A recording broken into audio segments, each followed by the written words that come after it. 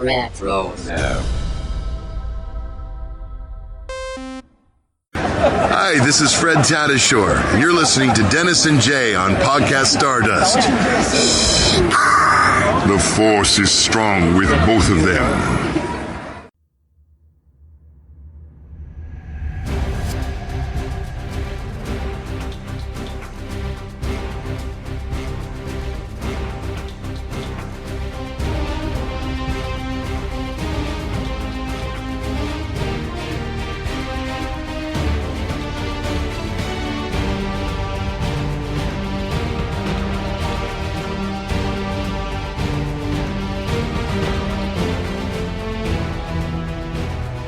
Welcome to Podcast Stardust. This is the fully armed and operational podcast dedicated to Star Wars news, reviews, and discussion.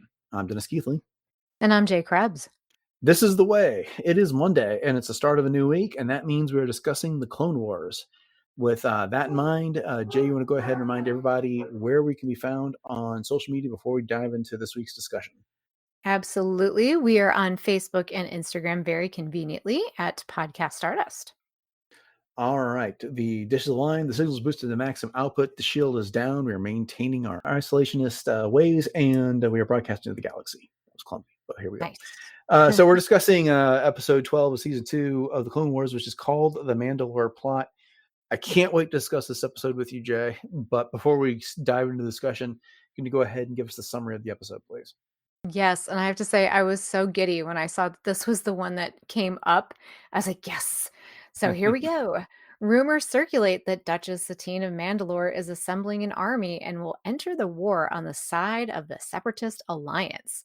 The Jedi dispatch Obi-Wan Kenobi to Mandalore to investigate and determine the truth of these rumors. Duchess Satine denies that Mandalore is militarizing to enter the war, but after a bombing implicates Death Watch, an exiled militaristic faction of Mandalore, she and Obi-Wan travel to the moon of Concordia to investigate. There, they discover that the Death Watch has returned and pose a threat to Mandalore's neutrality. Right. So you touched on it. I mean, I know you're a big fan of Duchess Satine, the Obi-Teen, or whatever they call it is, relationship between Obi-Wan and Satine. That this is kind of the beginning of the current Mandalorian story that we've got going on and the continuity and everything. But talk to me just a little bit. What about this episode and this little trilogy episodes we got coming out speaks to you the most? What do you like about it so much?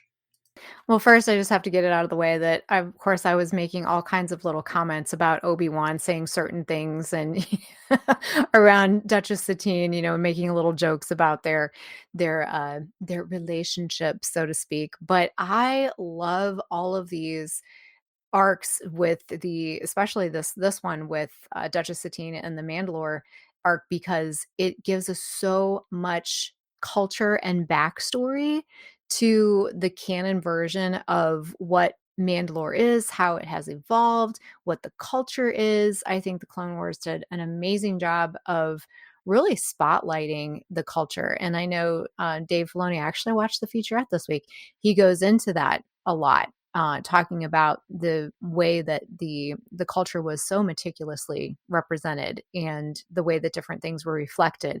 And I'm definitely one for all of those small details about things, from the art on the walls to even the way that the trees were curated and everything like that. But I think more so than that, this really shows that crossroads between what the old ways were on Mandalore and now the militarized culture that has been sent to Concordia, or I should say, has been exiled to Concordia. And then the reappearance of one of the most exciting weapons in all of Star Wars that we get to see for the first time ever and on screen. And then the way that it ties into everything that we've gotten since. My mind was just going crazy with all of the tie-ins to the things that we've seen in The Mandalorian, and how it's evolved since then, even in season 7 of the Clone Wars. So it's such a joy to revisit. And those are just a few of the things that stick out to me. But what about you? Yeah, when trying to figure out how to organize the discussion of this episode, my mind went to a whole bunch of different places. And I was like, well, we got the introduction of the Death Watch. And then, of course, in The Mandalorian, we have the Children of the Watch. And then we have the Night Owls, which is, uh, there's just so much going on here. And Bo-Katan's faction here, she's not even in this episode, but she'll be coming in the not too distant future. And so there's a lot that happens here. And quite frankly, I'm not sure that we still have a neat and tidy way of explaining the difference between all the various Mandalorian factions that show up across the Clone Wars, Rebels, and the Mandalorian.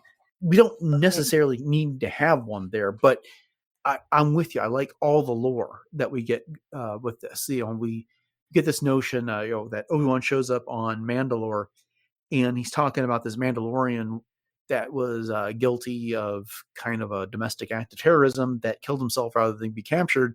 But and then he brings up the fact that Jango Fett, who was someone that he had fought recently that purported to be a Mandalorian, and then Administrator Almec, it was like, oh, he's no Mandalorian, he's just a brute.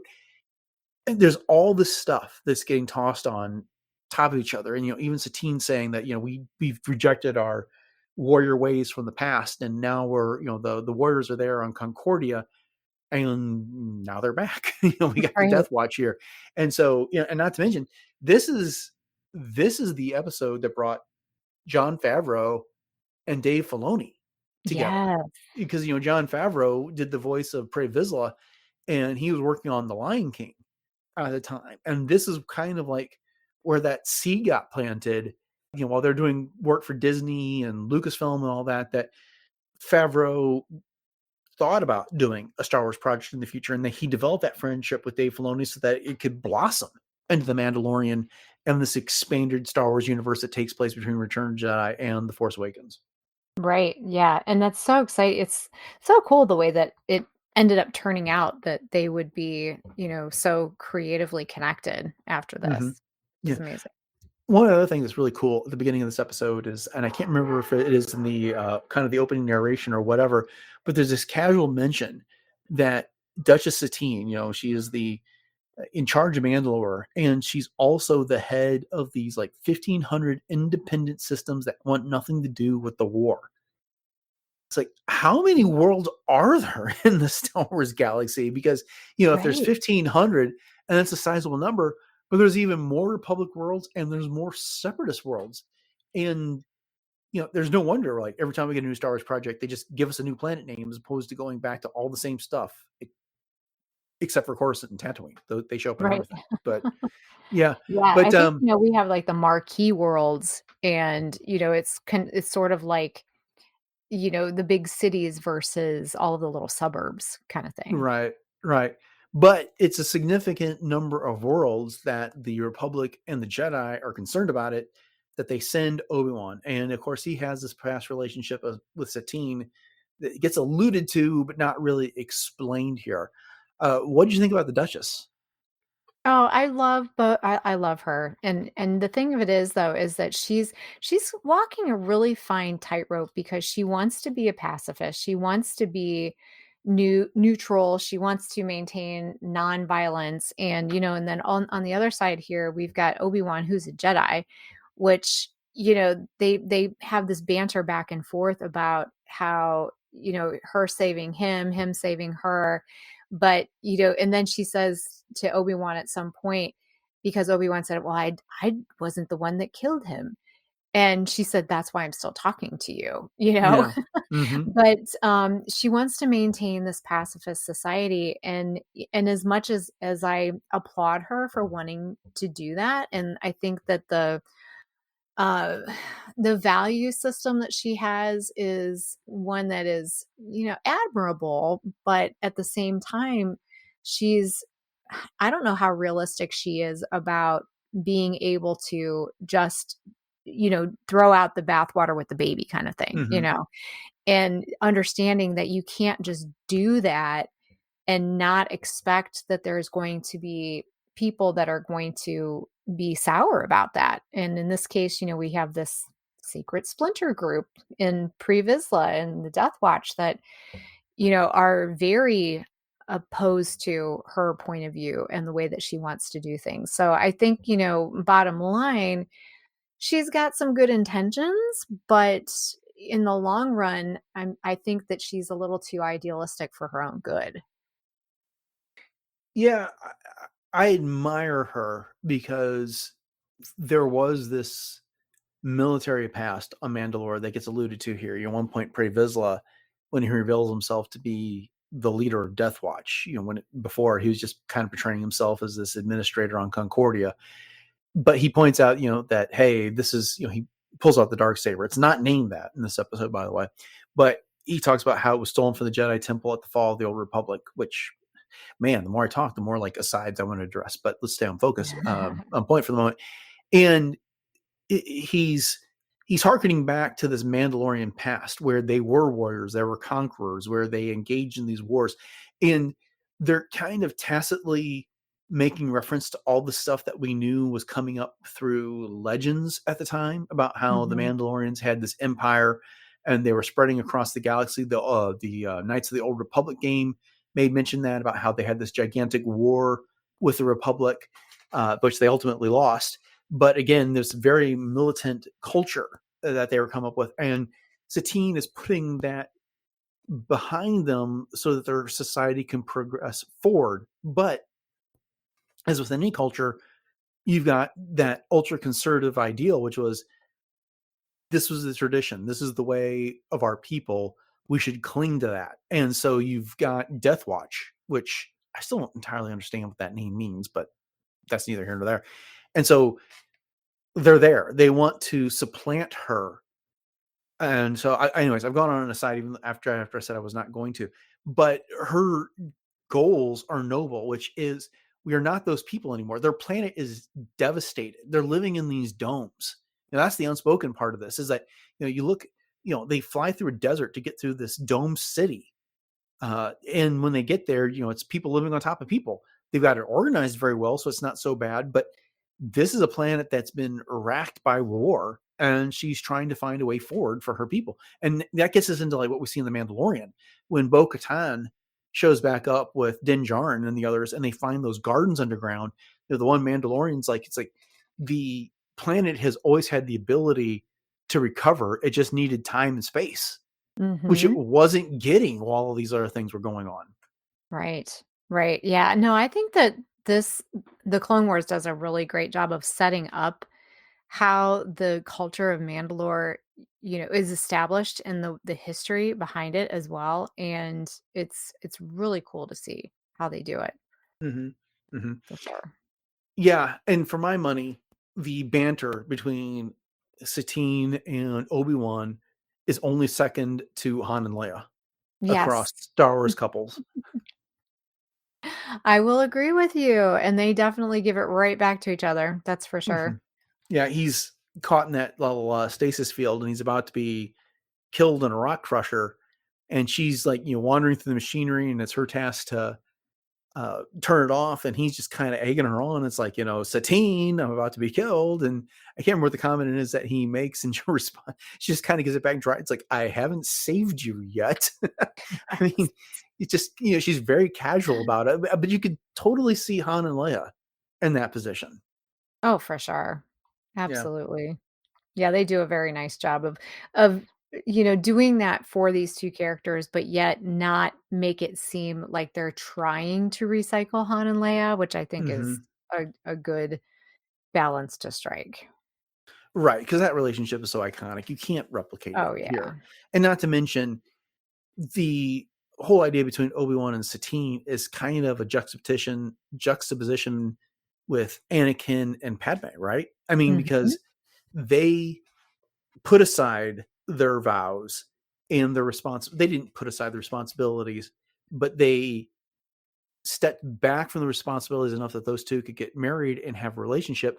Obi-Wan and Satine aren't really willing to do that. Right.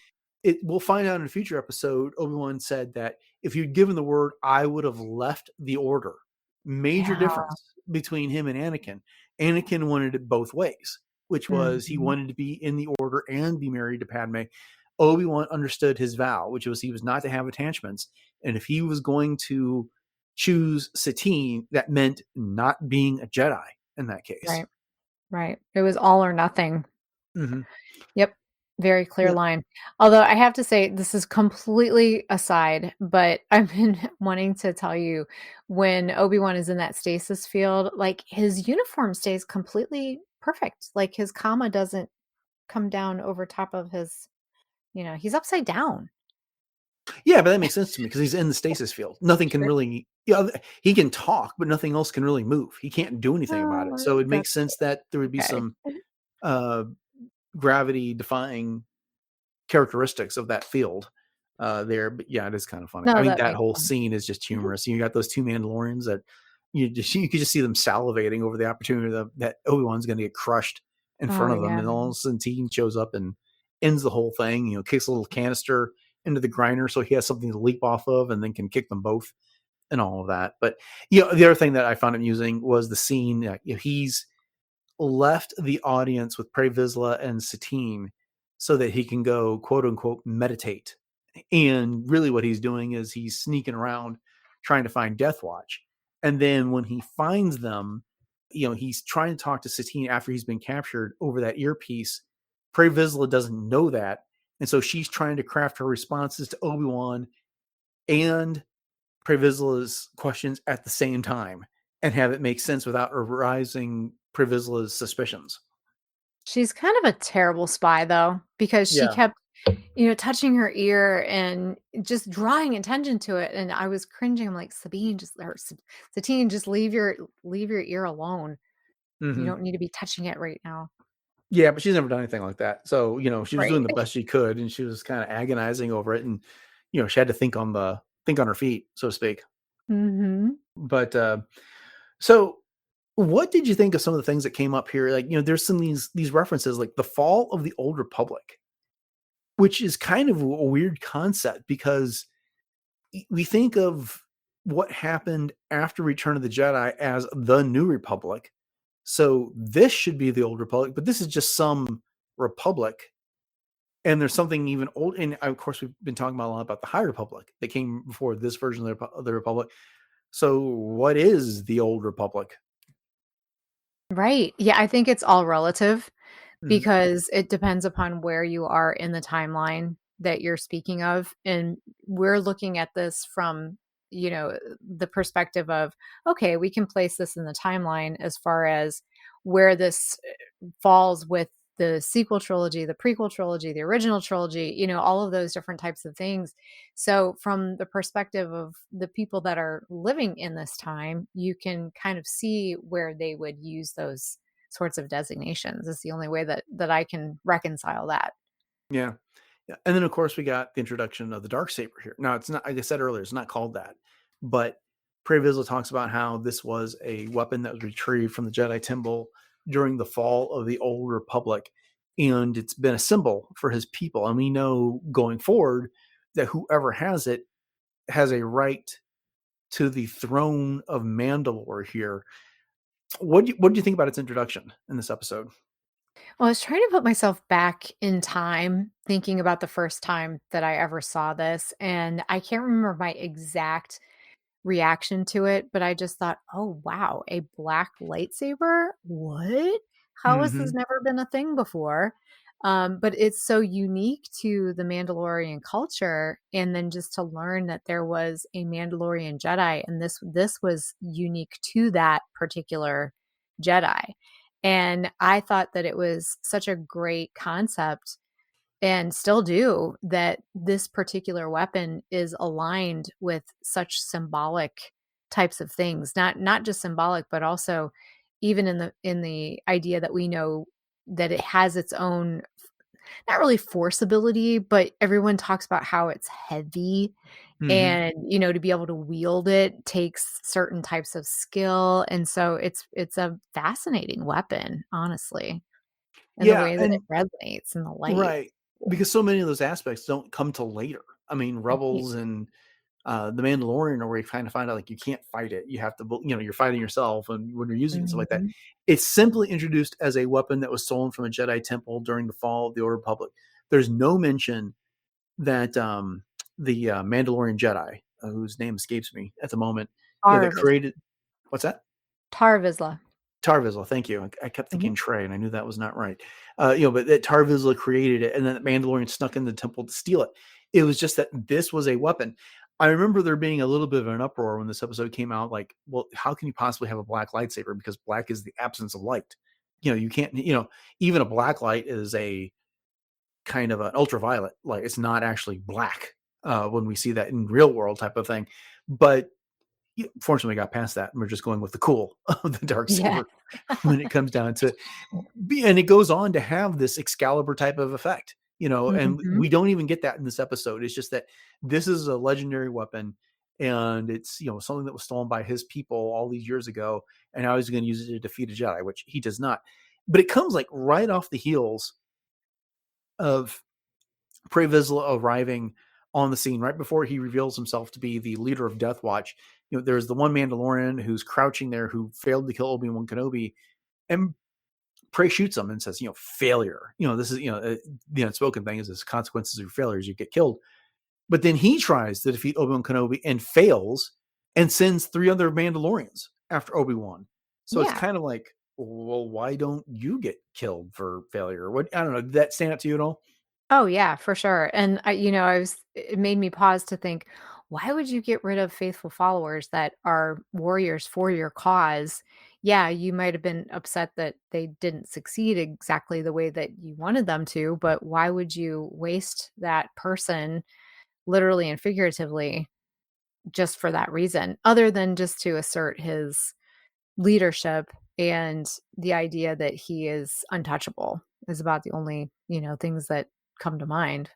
Yeah, I mean, from a narrative sense, that kind of shows how serious he is, and it says something about this culture, but it practically doesn't make any sense, right? Because Mhm. there's not so many of them that they can afford just be killing people off because they fail Exactly. in that moment. Mhm. So, yeah. So ultimately, there's this dawning of realization that the Death Watch is back. They're there on Concordia. There's something to be reckoned with. Obi-Wan and Satine get away and they return to Coruscant. I absolutely love the line after Obi-Wan and Anakin meet up because Anakin's there to help escort Satine to Coruscant so they can kind of have a meeting with the Republic and figure this all out. And Anakin says to Obi-Wan, "Is like, you look kind of tired." And Obi-Wan's response is like, "The peaceful ways of the locals have worn me out." It's just after all the protests about how there are peaceful people, he ended up going to Mandalorian and having a lot of combat, much of which was without his lightsaber. Yeah, really good episode. I really enjoyed this one. I enjoy the Mandalorian culture that they start to develop here. I mean, beyond that, I'm just thankful that this brought Jon Favreau into Star Wars so that he and Dave Filoni could team up and bring us so much other Star Wars going forward. Oh, heck yeah. So much good world building that introduced us to Mandalore Mm-hmm. and to Concordia as well. And the lore and lays the groundwork for all these future characters. And yeah, and again, like you said, the banter between Obi-Wan and Satine. There's just so much to love about this Yeah. episode for sure. Do you remember the uproar after we saw Mandalorian in this episode for the first time and it was this desert world after Karen Travis's novels where Mhm. Mandalore was portrayed as this like big agricultural type of a planet? Right, yeah, and they even alluded to that in this episode, and where Obi-Wan even says, I thought it was an agricultural society," Mhm. type of thing, and yeah, because that's where originally Boba Fett was said to come from a land of farmers, and there was a completely different sort of social structure to the way that the Mandalorian culture was established in Legends.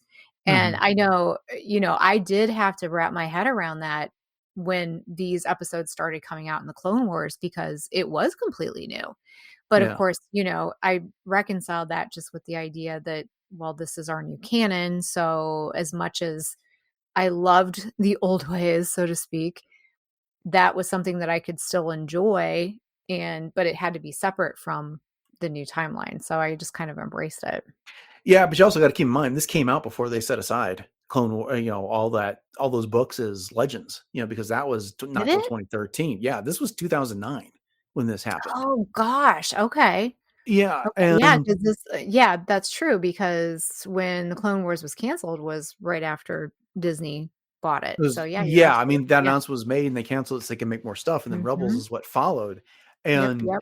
I remember Karen Travis being quite upset about this, that they put aside what she wrote in favor of what they were doing for the Clone Wars. Mhm. And on the one hand, I can appreciate that. She spent, she devoted a whole lot of time and effort to developing this Mandalorian culture, their world, and everything else, and I'm thinking back to the new Jedi Order and a lot of the books that came afterwards where Boba Fett returned to Mandalore and became the Mandalore and was leading those people. Mhm. But at the same time, it's like Karen Travis seemed to be like the only author that didn't get it, that they were permitted to play in the sandbox, but at any time, George Lucas could change the rules on this. Right, because He's the one it's that had the his final say. sandbox. Right. And that's what Yep. he decided to do. He decided, he didn't really pay a whole lot of attention to what was going on. Legends occasionally, or the expanded universe at that point, occasionally something would come to his attention and he would incorporate it into something he was working on, like Quinlan Mhm. Voss for that matter. But, Mhm. he was not a big fan of Mara Jade, which is one of the reasons Mara Jade never showed up in canon. So like I said, I can see it both ways. I did enjoy the books that Karen Travis wrote, but I think I prefer the Mandalorian culture that we got from George Lucas, Dave Filoni, John Favreau et al. With the projects that have gone forward. Mhm. Yeah, no, I'm with you. I loved all of Kara Travis's books, quite honestly, and Mhm. those are some of my favorite books that I have, gone through as far as those series are concerned. And like you said, you can understand being a little bit creatively upset with that. I mean, she even created Mandoa or Mandoa, the Mhm. language.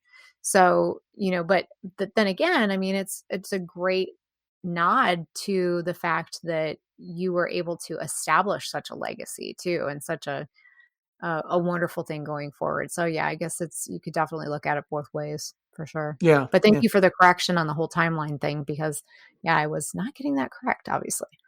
Well, it's easy to make that mistake because there's so many things happen in so many years there. And it used to be that we'd have those cracks in the continuity all the time.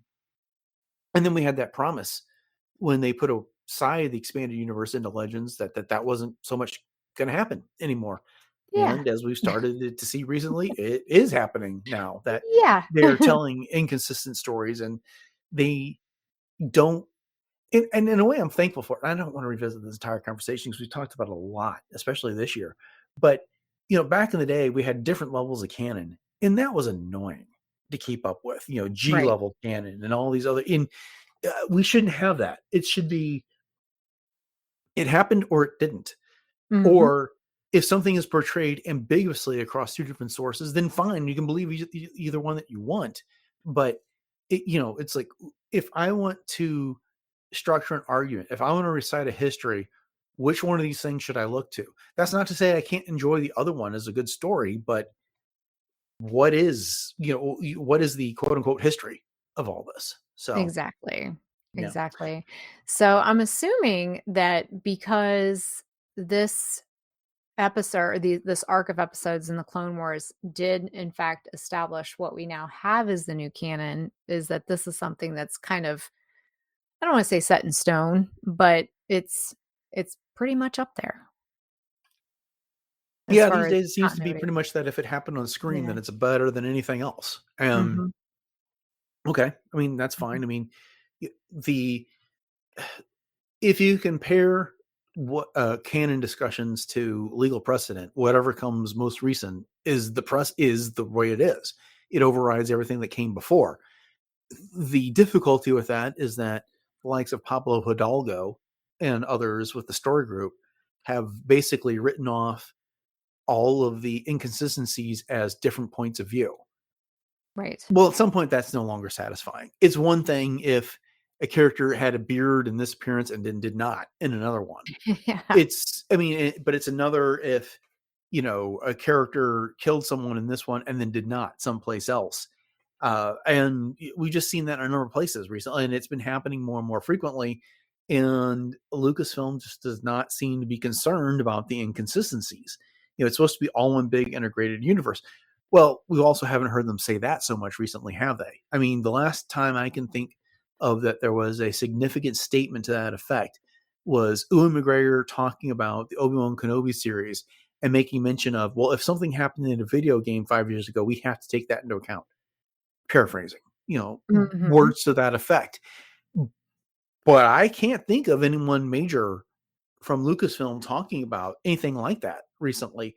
And in fact, what they've been saying is things like, it's really great to have this story told in this time period because we don't have to worry about all the other baggage that comes with Star Wars. And the praise that Tony Gilroy is getting for not really concerning himself with all of the legacy Star Wars content when he was developing seasons 1 and 2 of Andor. For instance, the K2, the Andor and K2 SO comic that explained how those two met. Completely different story than what happened in Right. season 2 of Andor. And they're all fine with that, which, okay, great. If it pumps out a fantastic story, but then what did I invest myself in earlier? But, Right, because yeah. we're almost, like, backstepping into where we were with Legends, at Mhm. some point, and, it's a very small backstep at this point, but where does it end? Right. The saving grace, I think, to all of this is that at least with the story group, at least with people trying to take a larger creative control over everything that's going on in Star Wars, is that we are avoiding things like with some of the ridiculous godlike powers that the Jedi had in Legends and some of the novels, whatever. When Mhm, that's true, yeah. there were some things that would happen where it's like, okay, if that's possible, then how is a Jedi just not subjugating the entire galaxy from the throne in Coruscant? And again, there's a bit more restraint being shown, I think, with the way that they handle things. They push the boundaries from time to time. I won't deny that, but I think that's the benefit of having something like a story group try and act in an editorial function. They aren't as proactive as we'd like and exert any type of authority to say you can't make that plot decision because it conflicts with this thing that happened in issue 52 of the Star Wars comic that came out in 2015. Yeah. But they want to tell the stories they want to tell, and George Lucas has always said continuity is for wimps, and they seem to embrace that as a corporate culture. So Yeah, well, as long as it keeps pumping out good stories that we can follow, I guess that's all we can hope for. yeah, we started to wrap up this episode of like 4 minutes ago, and here we are up on a soapbox about Legends. So I think it's time to put the soapbox away and go ahead and wrap it up. Sounds But good. yeah, fun conversation. We got plenty more Mandalorian conversation to come over the next couple weeks as this arc continues. Thank you for joining this episode of Podcast Stardust and our discussion of the Clone Wars. We'll be back on a Monday of next week to talk more Clone Wars, but we'll be talking much more Star Wars between now and then. And we'll get into what exactly that's going to be in just a few moments. If you haven't done so, please subscribe to the podcast, and then you'll get all these episodes as they come out. And then once you've done that, we'd love your 5-star ratings and reviews. We love getting positive feedback. We love reading it on the show. We love hearing about what you enjoy about the show. If you've got something that you think we could do better, we'd love to hear that as well. Just let us know. But, if you want to check out more of Podcast Artists beyond what your podcatcher is going to give to you, head over to retrozapp.com. You can find the entire catalog of shows, including the previous 911 shows. We've got a lot of content out there for you to explore. Jay, you want to go ahead and remind everybody where we can be found on social media and elsewhere on the internet? Sure. One thing you can count on for continuity is where our social media pages are, and that is on Facebook and Instagram at Podcast Stardust. And we do have tons of boards over on our Pinterest page, so you can check out the link in our show notes for that. And we also have 2 YouTube outlets. So we have the traditional YouTube as well as YouTube Music. No videos, just static images that Dennis always does a great job picking out, but you can still listen to them there. And those also do support ratings, reviews, and comments. So we'd love to know what you think of just everything in general, but especially with this episode, what are your feelings about Mandalore and all of the lore that comes with Mandalore? Get it? And Mm. then we also have our T Public store, and the link to that is also in our show notes, where you can pick up all kinds of apparel with everything Podcast Stardust. And so if you are in need of a closet refresh or some new fun home goods or even a coffee mug, you can head to that link in our show notes, and every purchase does help to support the show. So thanks in advance. All right. You want to go ahead and remind everybody one more time where they can find you and what you're up to with your cosplay exploits? All right. So you can always find me on my Instagram, which is at j.snipscosplay. And so I'm sticking mainly with all of my Star Wars mains, which would be Ahsoka from the Clone Wars seasons 3 through 6 specifically, 2 different versions of Hera, as well as my fourth sister, original concept Mandalorian, and a few other things here and there as well. All right. So upcoming on the show on Wednesday, we are getting into our monthly feature, World Between Worlds, where Jay is going to round up current Star Wars lifestyle and fashion products and tell us all about it. And then on Friday, the plan is to discuss recent Star Wars news, but that's just going to depend on whether or not there is any Star Wars news. And if there isn't, we'll find something else to talk about. So stick around for that. Okay, thanks for listening to episode 912 of Podcast Stardust, everyone. Have a great week. And until next time, may the Force be